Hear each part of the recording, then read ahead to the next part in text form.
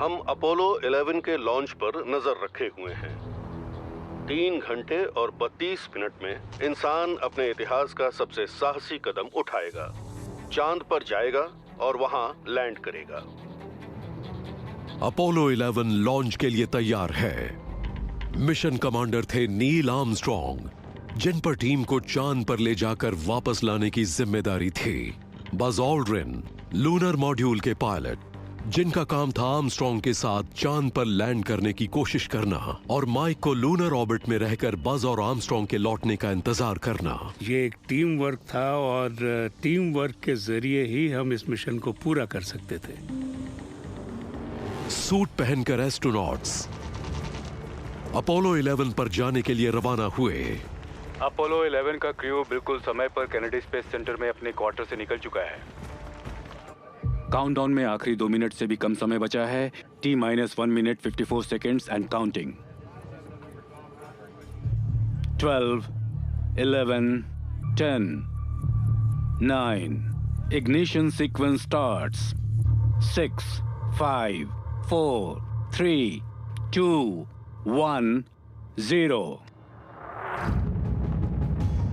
बहुत बड़ी fire generate हुई।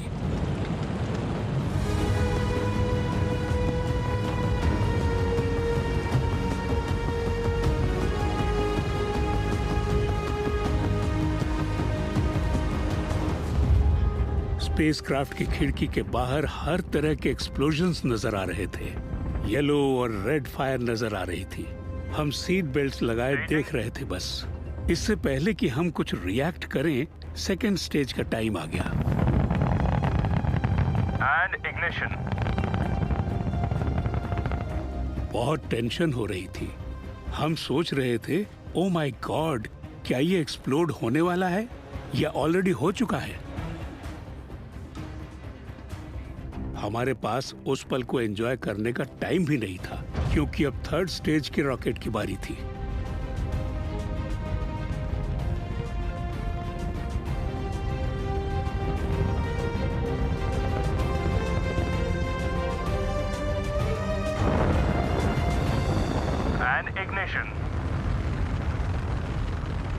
धरती का एक और आधा चक्कर लगाने के बाद अब क्रू को स्पेसक्राफ्ट की स्पीड बढ़ाकर ऑर्बिट से निकालने के बाद चांद की ओर ले जाना था। अपोलो 11 के एस्ट्रोनॉट्स थर्ड स्टेज इंजन शुरू करने की तैयारी कर रहे हैं। इससे वो धरती की ऑर्बिट से निकलकर चांद की ओर जाएंगे। अर्थ ऑर्बिट से निकलकर चांद की ओर बढ़ने के लिए स्पेसक्राफ्ट को एक्स्ट्रा थ्रस्ट देना जरूरी था। लॉन्च के 3 घंटे बाद माइक कॉलिंस अगले अहम पड़ाव की तैयारी कर रहे थे।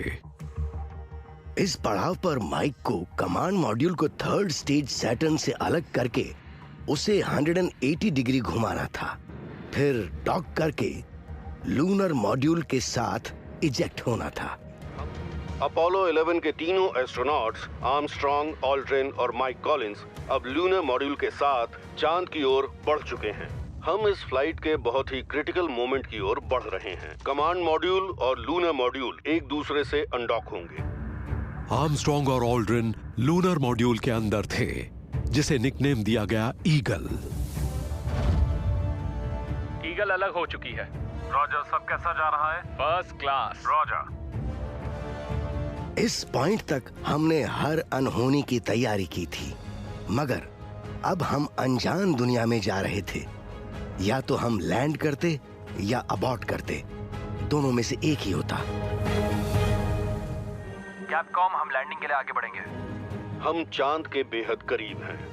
मुझे पर्सनली बहुत घबराहट हो रही है। सेफली लैंड होने के लिए नील आर्मस्ट्रॉन्ग का ईगल पर पूरा कंट्रोल होना जरूरी था। 2000 फीट, 2000 फीट। नील ने विंडो से नीचे देखा और अंदाजा लगाया कि कंप्यूटर उन्हें कहां लैंड कराने वाला है। उन्हें तुरंत रियलाइज हुआ कि उन्हें लैंडिंग पोजीशन चेंज करनी होगी, क्योंकि नीचे एक बड़ा क्रेटर है। इसके लिए आर्मस्ट्रॉन्ग को ईगल को मैन्युअली चलाना होगा। 10 in 50 feet, down at 4. 6.5 down, 5.5 down, 9 forward. वो जमीन से हाइट और नीचे उतरने की रफ्तार पर नजर रखे हुए था, 100 feet, 3.5 down. ताकि नील को इस सब पर ध्यान देने की जरूरत न पड़े। 75 feet, सब कुछ ठीक है। Down half 6 forward. वो एक साथ एक टीम की तरह काम कर रहे थे ताकि किसी तरह लूनर मॉड्यूल को लैंड करा सके।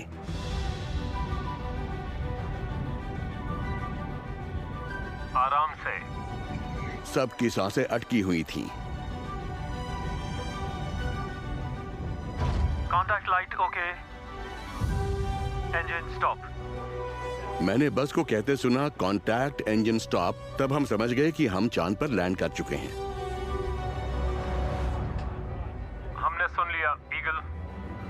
ह्यूस्टन, ट्रैंक्विलिटी बेस पर ईगल लैंड हो चुकी है। रॉजर, ट्रैंक्विलिटी, हमने आपको सुन लिया है। इंसान चांद पर पहुंच गया।